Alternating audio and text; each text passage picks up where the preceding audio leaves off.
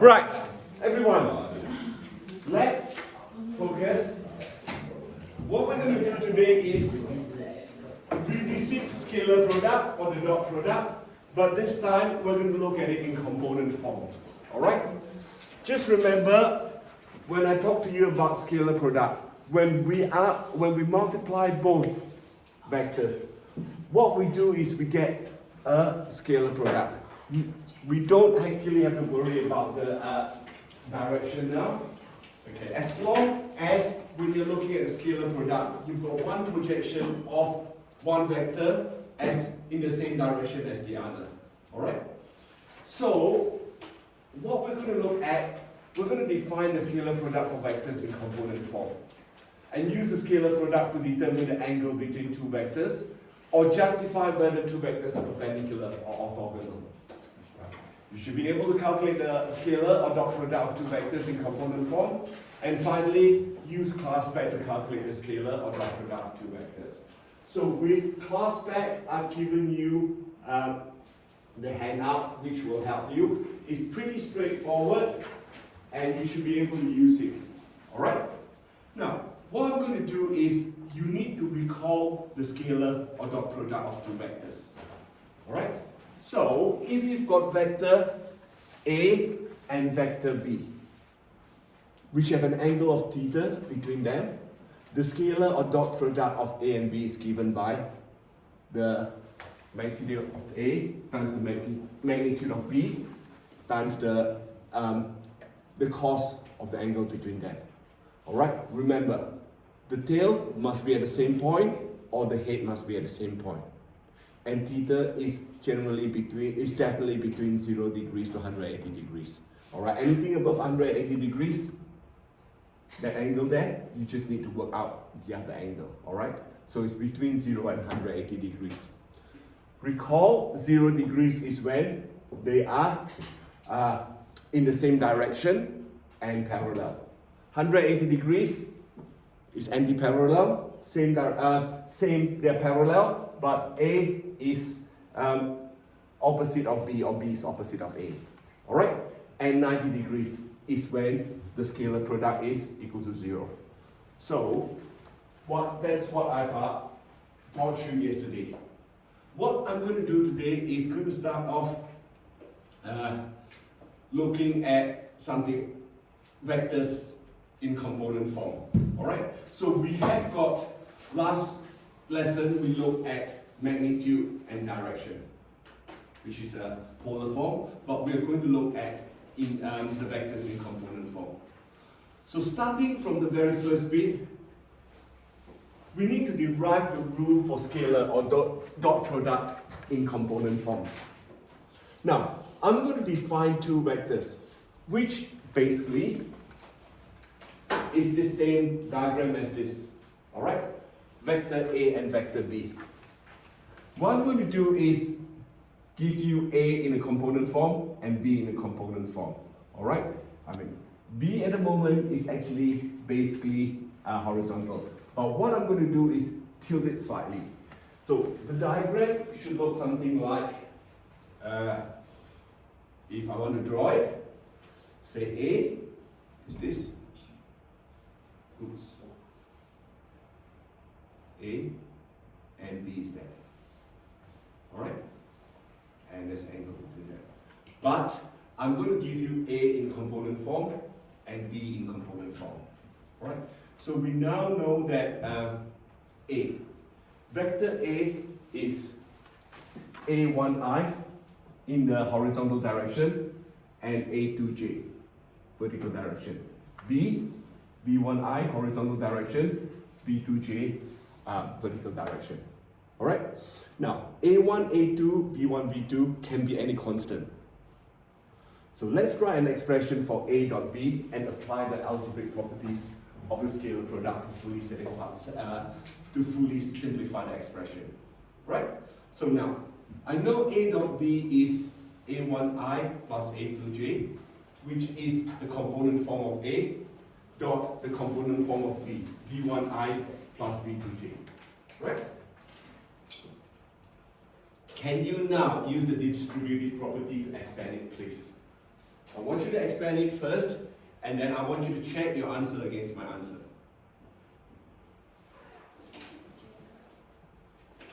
So you should know how to expand that.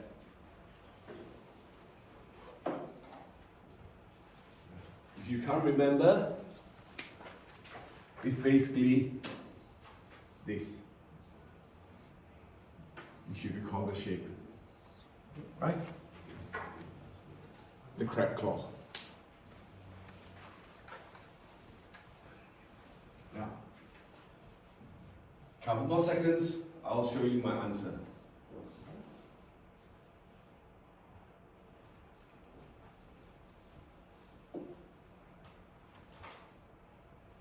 So basically, when you've expanded, you've got A1I plus times B1I plus A1I times B2J plus A2J times B1I and A2J times B2J.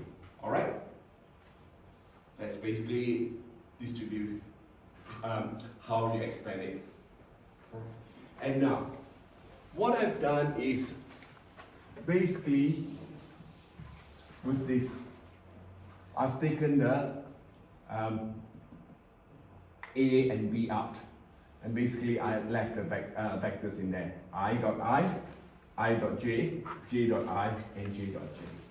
Now recall yesterday, alright? Actually, not recall from a few lessons ago. I is the unit vector in the horizontal direction, and J is the unit vector in the vertical direction, right? Now, I dot I, same direction. I dot J, perpendicular, correct? Yeah? J dot I perpendicular, and J dot J. So now what we need to do is think about what we're going to do with the value of I dot I, J dot J, I dot J, and J dot I. Alright? Now, let's start off with I dot I. You know that two vectors, when you multiply them together, I, magnitude of I times magnitude of I, cos theta. Since I is actually a unit vector in the horizontal direction, the value is going to be 1, correct? Unit is going to be 1. So it's 1 times 1, cos theta is 1, and therefore it is 1. Or, you could actually use I dot I equals to I squared, magnitude of I squared, which is what you learned yesterday. And therefore, I dot I is 1. What about I dot J? You know that I dot J is the same as J dot I, and they're perpendicular. What happens if when they're perpendicular? 0, because cos 90 degree is? Thank you. Cos 90 degree is 0. So therefore, it is 0. Okay? Or you know that I is perpendicular to J. So I dot J equals to J dot I equals to 0. And of course, the same thing happened with J dot J. Alright? So now you've established that, what we're going to do is rewrite this. I dot I is 1, I dot J is 0, 0, and J dot J is 1. So rewriting that. Oops.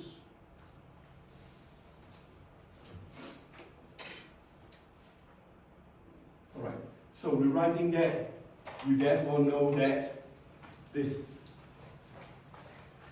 is 1 times A1B1, 0 times A1B2, 0 times A2B1, 1 times A2B2. Now, since we know that there are 2 zeros there, A dot B is actually A1B1 plus A2B2. That's it. So, if you are given it in the component form, these are scalar quantity, these are scalar quantity, correct? Yeah? So A times B, A1 times B1, A2 times B2, right? Pretty straightforward if you have it in component form. Right? A1 times B1, A2 times B2. That's just to summarize that. So now, you can of course, you can write it in all this format. Alright? And I like to use this vector form, the matrix form, because it's a little bit easier when I know that I can just multiply A1 and B1, A2 and B2 to avoid any confusion. So for dot product of vectors in component form, A dot B is just A1 times B1 plus A2 times B2. Again, this is scalar quantity. It's not a vector quantity. Alright, it's either a dot, you call it either a dot product or a scalar product. Alright, let's have a look at next bit, example 1. Can you actually think about how to do U dot V, please? So A1 times B1 plus A2 times B2. Be very careful of the sign. Be careful of the sign. You've got a negative here. So I want you to do the first three, the top three.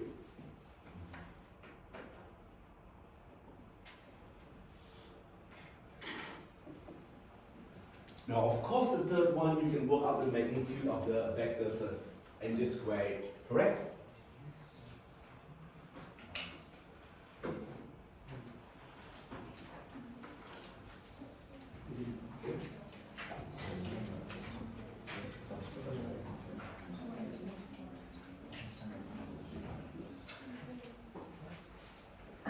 Alright, let me review my answer for the first one.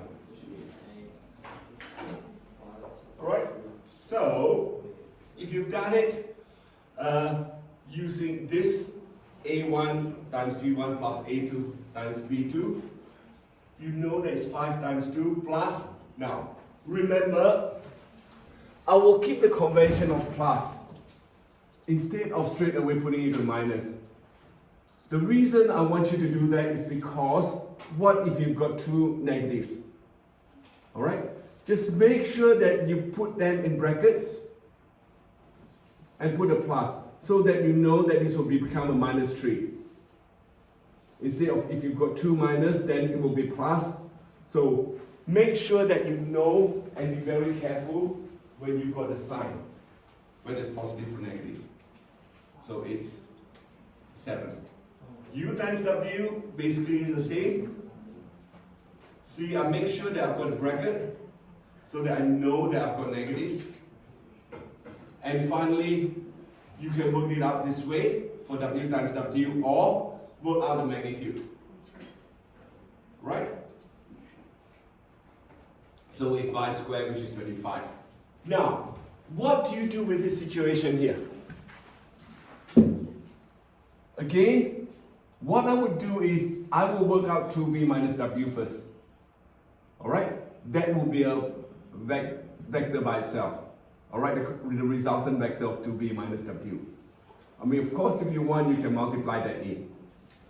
And then do a negative U times 2V, take away U times W. But you don't really need to do that.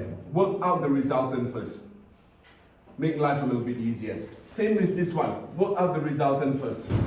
Let's not worry about the last one. Let's focus on number 4 and number 5 first.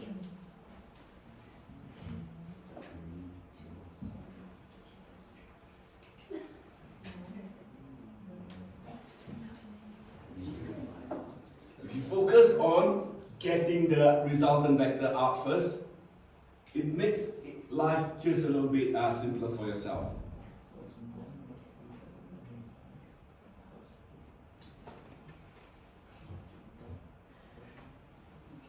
I'll give you a few more seconds.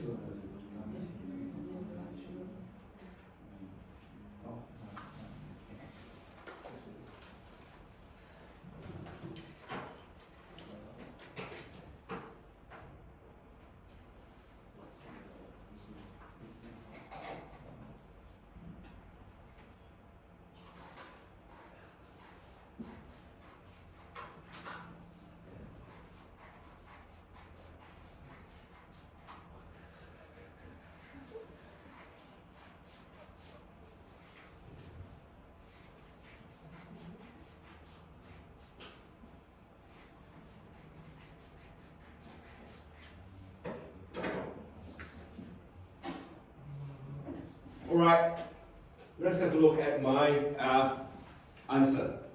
So what I've done is I wrote it out straight away, but I work out 2v minus w first.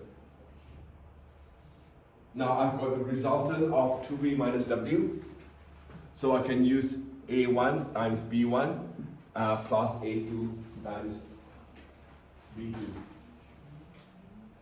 And it should be 43.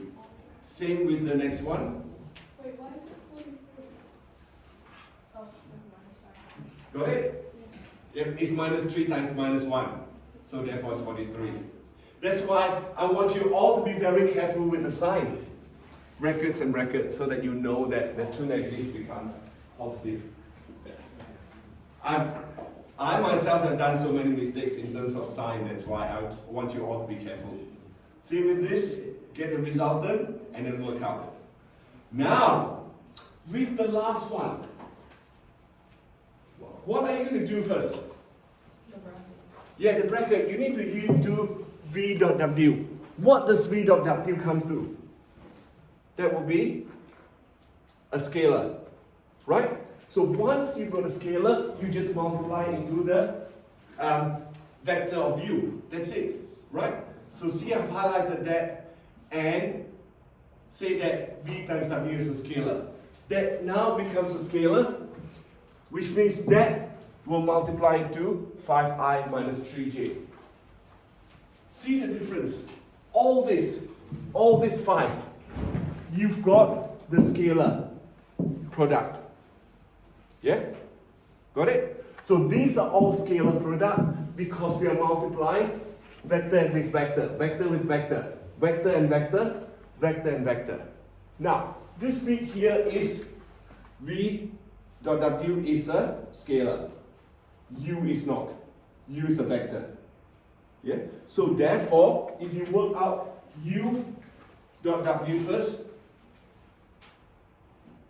v dot w, not u dot w. So v dot w, see what I've done is I haven't really expanded that yet. I'm still keeping that as a vector. Alright? It's just make it a little bit easier for myself so that I could actually know what I'm doing. So now you've got a scalar multiplying to a vector, so therefore this is what you've got. Alright? So be very careful in this sort of situation. You've got a scalar multiplying into a vector. Alright, the next bit, it's just a summary from your formula booklet. So the scalar product, it could be either this or that. These are the two that will be provided for you in the exam or test. Alright, in the formula booklet. Yep.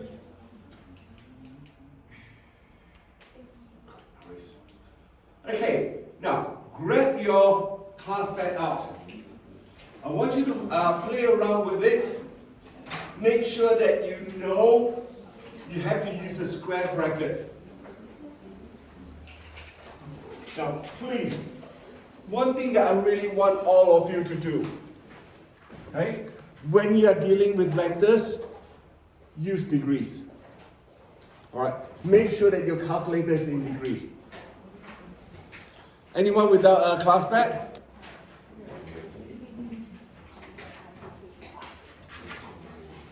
So basically, we are just using the first one as an example, which is this one, v u dot v. Alright, just an example. There are two ways of doing it. You can either go to Math 3, or you can use Math 2, the column matrix. It's up to you. In degrees, here, that is dot product. Okay, action vector, dot product. I'm not going to be worried about cross product. Dot product is the one you need to know. And always make sure that it's in degree. Now, especially when you come to later in the year, where you're dealing with trigonometry, you have to do with radians and degree. So be very clear with your calculator whether it's radian or degree. Alright? So you should get 7 because that's what I worked out for you. U dot V.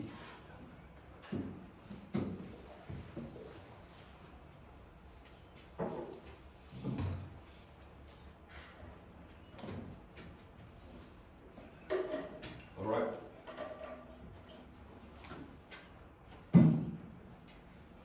Pretty straightforward using this bit of classback. So I'm not even going to use my classback simulator.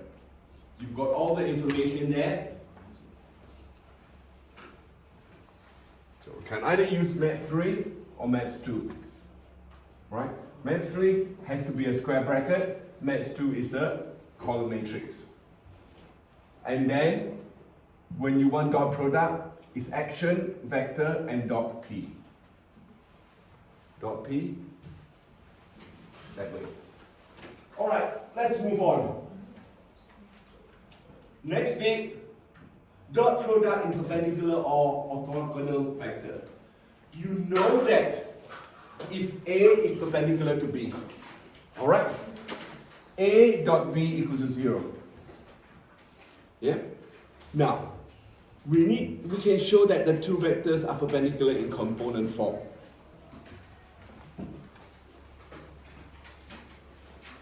Let's have a look at example 2. Proving that two vectors are perpendicular using dot product. Show that vectors A and B are perpendicular. How do you do that? What does it mean when they're perpendicular? The dot product is 0. Thank you. So, work out A dot B. Once you've done that, you know you can work it out. It's minus 24 plus 24, and therefore it's 0. Now, because the word show is there, alright? The word show is there. What I want you to do is make sure that you make a statement as well. Show that they are perpendicular. Yes, you have shown it, but you should make this statement. Since A dot B equals to 0, A is perpendicular to B. Alright? Make sure that that statement is included. And of course, if you want, you can use it in a matrix form. It really doesn't matter which way you want to do it. Sometimes could be a little bit simpler if you use that. Straight away you know it's minus 8 times 3 plus 3 times 6, not 3, my fault. I'll change that. 6 times 4. Alright? Example 3. Let's have a look. I've given you the value of lambda. Don't look at that yet. Now, find the value of lambda given that A equals to 2i plus 3j. Given that A equals to 2i plus 3j is perpendicular to B, lambda j minus 5. Lambda I minus 5j. Now, what can you do in this situation? Again, what you need to do is write out A dot B first and expand it. Then you solve. So you know that A dot B equals to 0, given that A is perpendicular to B. So therefore, 2 lambda plus 3 times minus 5 equals to 0. And therefore, lambda equals to 15 over 2. Alright?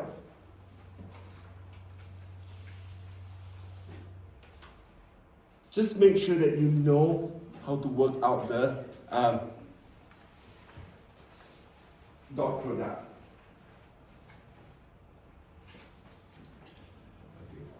Last question is trickier. Last example, example 4. Let's have a look. You need to find the angle between A and B, given that A is 5i plus 2j and B is minus 3i plus j. Give your answer to the nearest degree. Now, what we can do in this situation is actually use the dot product in component form to find the angles. Alright? I'll go through it step by step. What you need to really remember, A dot B is magnitude of A times magnitude of B times cos theta. Or you know that A dot B is A1 times B1 plus A2 times B2. Correct? From there, you can work out what A dot B is. Yeah? Now, from here, you know what the magnitude is for A, magnitude is for B. But you don't know the cos theta, right? So you need to equate both so that you can find cos theta. See, from this bit here, you actually know A1 times B1, you know A2 times B2. Correct? Because it's given. Now, from the other bit there, this equation, which is in the polar form, you know that you can work out the magnitude. You can also work out the magnitude B. Correct? Yeah? The only thing you don't know is cos theta. Right? So if you equate both, can you solve it? Yes. Yes, of course you can. So I would like you to try it first. Find the magnitude, determine the magnitude first of A and B, and then determine A dot B. Alright? Then we'll solve it together. Do the first bit, the magnitude, and the A dot B. Or you can do A dot B first and then the magnitude. It's up to you, I don't mind. Yes? Couldn't we just like find the line of the English and then You can. You can do that. But it's a lot of trouble if you don't draw it properly. You can do that. And then if you draw that and you're going to start to think about using trick to do it, it's a lot easier to do using dot product. Mm-hmm. You can try, I don't mind. Generally, I advise in this situation, use dot product. But if you want to draw it to scale, that's fine as well. I don't mind. In this sort of question, I haven't asked you to use dot product. So if you want to draw, that's fine. I'm not going to be too concerned about that. But just be aware that drawing sometimes may not be the best skill. Alright, so if I've done it with A dot B first in component form. So I know therefore A dot B is minus 13. Alright? So working out the magnitude of A, I've got 5 squared plus 2 squared, which is minus square root of 29. And magnitude of B is 3 squared plus 1 squared, square root of 10. Now, what I've done is highlighted that bit and that bit. Alright? So AB, magnitude of A, magnitude of B. We can multiply those together. Right? And we know that equals times cos theta equals to minus 13. Yeah? So from there, we can equate both. Cos theta equals to A dot B divided by the magnitude of A times magnitude of B. Right?